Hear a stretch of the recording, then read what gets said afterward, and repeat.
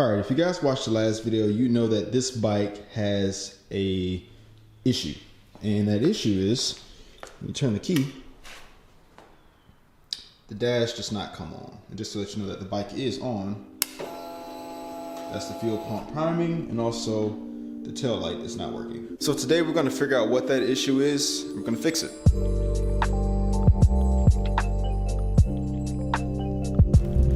Now, as a reminder, this Victory Gunner bobber, it's not my motorcycle. My friend gave it to me for a month or 2 months to do content on and just to ride it.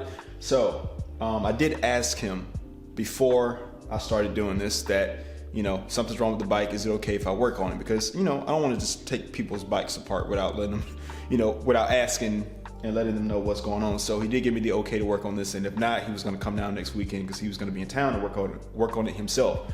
But the symptoms, again, is the odometer isn't working, the speedo isn't working, and the taillight isn't working.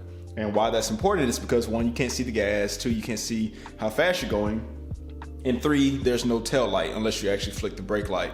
So people don't know, especially at night, that there's a bike there because they can't see you in the dark. Now, since both the odometer and the tail light went at the same time, my first thought is that more likely these issues are linked together. And had the odometer or the tail light going out separately, I would assume that maybe there's a short in their wiring. So now I'm gonna look at the fuse box to see if maybe there's a fuse that connects both of these together is blown, or maybe, you know, maybe it's burned out. So for starters, we got these side panels right here. They should be only held by, you know, some rubber grommets. So if I pull, give it a little tug, that pops off.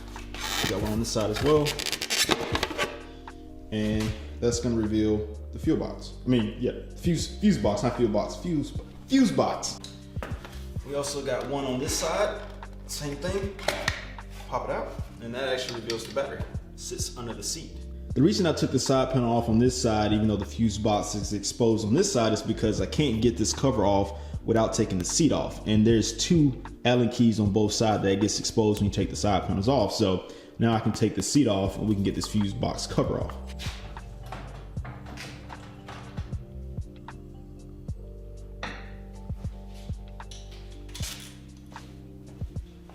And like I said, you got 2 Allen keys on both sides.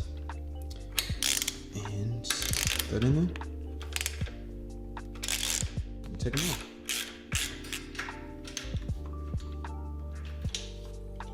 And you got the second one right there.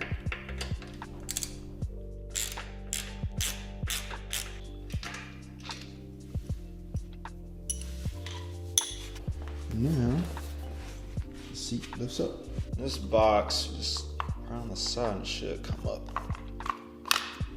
All right, so these are all the fuses that are on this bike, and I'm gonna check each fuse to make sure that they're good. But yeah, we got a 15, a 20, a 15, not that many.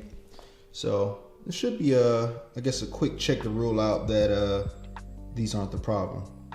And being that I don't have a set of I guess fuse pullers, I'm just gonna use these pliers.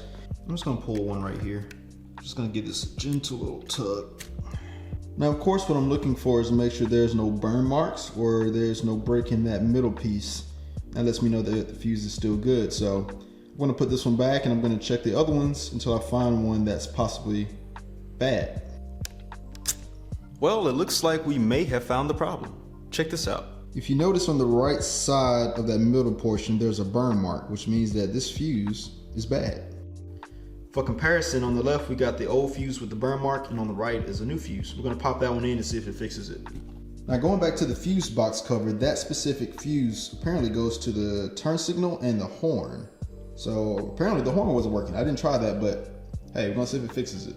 Now I'm gonna take these pliers and just drop it in there. All right, see what it does. Key.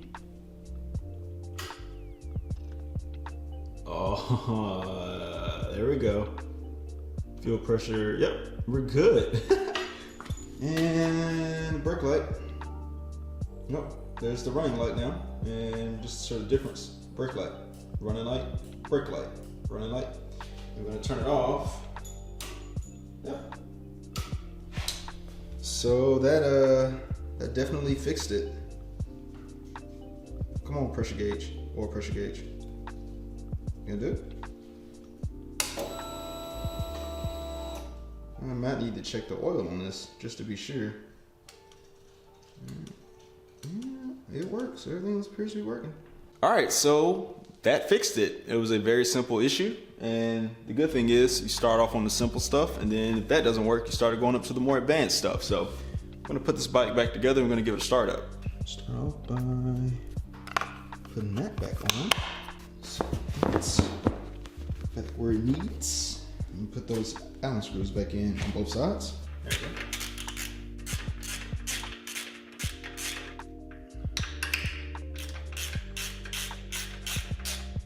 I'm gonna put my tools back on the wall so I can find them later. I'm very bad about that.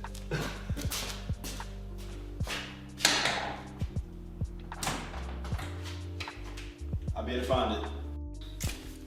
And I'm gonna put this back in those little rubber grommets on the side right here. Just pop them in there.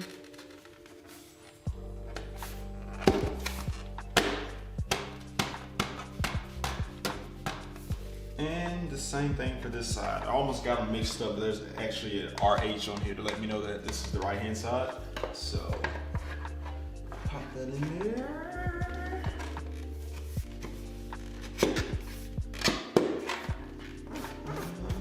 We are good to go.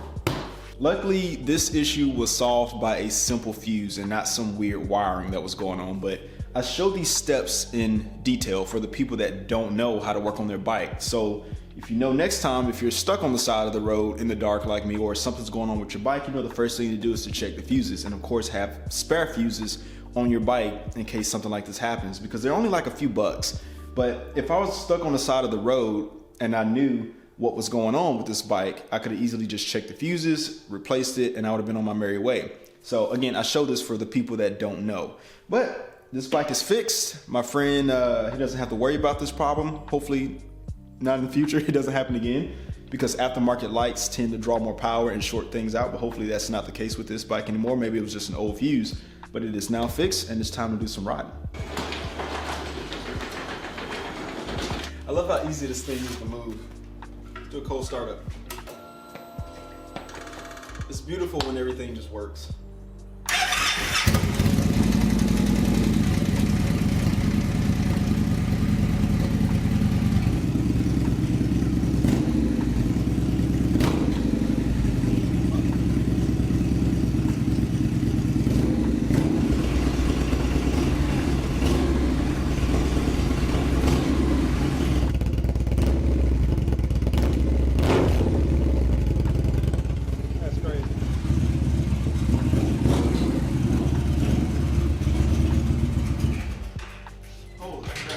So much fun. All right, I just got back from a quick ride on the gunner around the neighborhood, and it probably wasn't a good idea because now I got a runny nose and dry eyes. But I can tell you that this bike is a lot of fun to ride, and I feel good the fact that I fixed the odometer and the tail light. But if you haven't seen my impressions video on this bike yet, you can click right here and it'll take you straight to that video. But next up is going to be a first ride on this bike, so stay tuned for that. But hey, as always, thanks for listening to my story, and if you're subscribed, I'll catch you in the next one. Peace.